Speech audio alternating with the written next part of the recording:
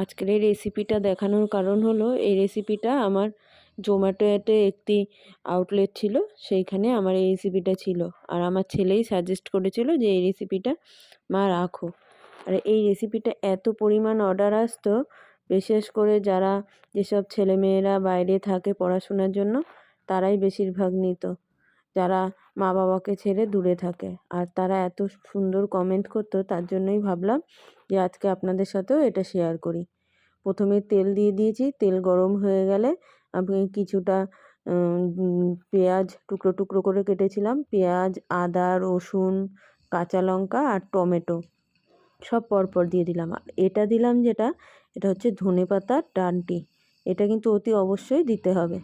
দিয়ে এবার ভালো করে নেড়ে নিয়ে এবার আমি পরপর দিয়ে দেব স্বাদ মতো লবণ, হলুদ আর শুকনো লঙ্কা পরপর দিয়ে এবার এটাকে ঢাকা দিয়ে সিম আঁচে করে আস্তে আস্তে রান্না করব। এটা কিন্তু ভাজা করব না আমি, এইটা নেড়ে নিয়ে আমি কিছুটা মাঝে জল দিয়ে দেব। জল দিয়ে তারপরে আমি এটা রান্না করব, যেন এটা ভাজা না হয়, সেদ্ধ সেদ্ধ হয়। এই যে একটু জল দিয়ে দিলাম, জল দিয়ে এটাকে এইভাবে একবার, অনেকেই ডিমের অমলেট করেন, কিন্তু এইভাবে একবার করে দেখবেন, খুব সুন্দর হয় খেতে। আমার প্রচুর পরিমাণে এই অর্ডারটা আসতো এবং আমার রিভিউও ভালো ছিল।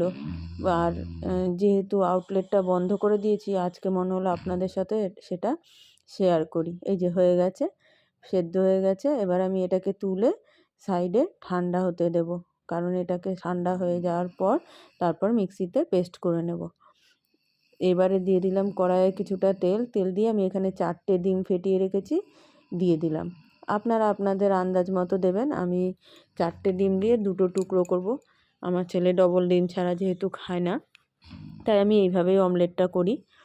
এইভাবে ঢাকা দিয়ে নিয়ে কিছুক্ষণ যখন অমলেটটা রান্না হয়ে যাবে, তখন খুলে নিয়ে অমলেটটাকে আমি মাঝখান থেকে একটা কাট করে নেব। এই কাটটা করাতে কী হবে, মাঝখানে যে জায়গাটা রান্না হতে সময় লাগে, সেটা একটু তাড়াতাড়ি রান্না হয়ে যায়। আপনারা করে দেখতে পারেন একবার। এই কাটটা করে নিয়ে আবার কিছুক্ষণ ঢাকা দিয়ে এটাকে রান্না করে নেব। এই কাটটা দেওয়ার ফলে মাঝখানে যে লিকুইডটা, ওটা তাড়াতাড়ি রান্না হয়ে যায়। এই যে দেখুন, প্রায় হয়ে গেছে অমলেট। এবার একটু অপর পাশটাও ভাজা ভাজা করে নেব। সুন্দরভাবে ভাজা হয়ে গেছে। এইভাবেই আমি করি, দেখি আমি অনেক ক্ষেত্রেই যে মাঝখান দিয়ে কাটটা দিয়ে নিলে রান্নাটা অনেক তাড়াতাড়ি হয়। আর যেহেতু আমার এখানে অনেকটা অমলেট রয়েছে, ডিম রয়েছে, সেহেতু এটা হতে একটু সময় লেগেছিল। তাই এই যে অপর পাটটাও আমি ভাজা ভাজা করে নিলাম, করে নিয়ে এবার আমি তুলে রেখে দিলাম। আমি এইভাবে বাকি অমলেটগুলোও করে নিয়েছি। আমার এখানে 4টে ডিমের অমলেট ছিল। আর তারপরে আবার কিছুটা তেল দিয়ে দিলাম। তেলের মধ্যে দিলাম শুধু গোটা গরম মশলা, এখানে আছে লবঙ্গ, দারচিনি আর এলাচ, দিয়ে বেশ কিছুটা পেঁয়াজ কুচি, পেঁয়াজটা একটু কুচি কুচি করেই কেটেছি। আর এখানে পেঁয়াজের পরিমাণটা একটু বেশিই দিতে হবে।